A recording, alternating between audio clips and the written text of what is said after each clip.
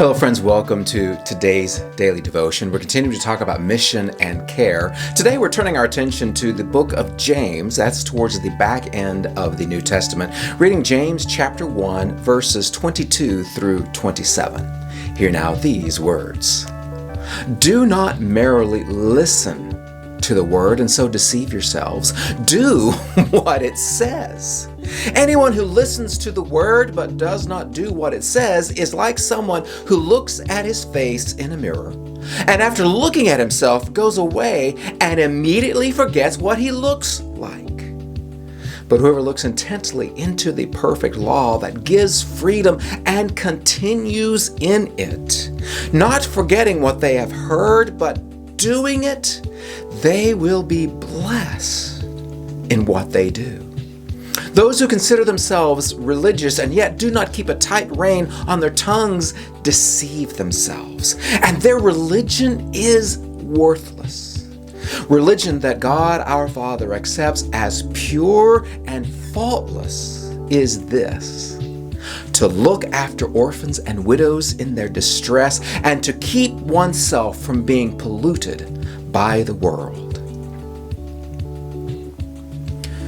Martin Luther, the great reformer of the church, the guy who set the whole Reformation movement in motion, is known for not really caring for the book of James. In fact, he wanted the book of James to be struck out of the New Testament. He didn't think that this should belong as part of the Christian understanding of God's inspired word to us.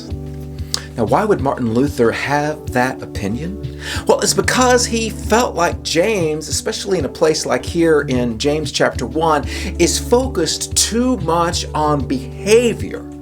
And for Luther, he was focused on we receive salvation by faith alone, and he was concerned that James was talking about good works even without faith. And reading James on the surface here, one could get that idea that James is saying that you've got to be doing things. You can't just be listening to the words of God as found in Scripture. You've got to be doing them. James puts a whole lot of emphasis on the doing. Well, I think that Martin Luther in this instance actually is really not in the right place. James is important for us. We need to listen to him. We need to apply what he has to say without losing those concerns from Martin Luther. Yes, faith is important, but James is saying you've got to back it up with showing that your faith is not just up here, it's in here.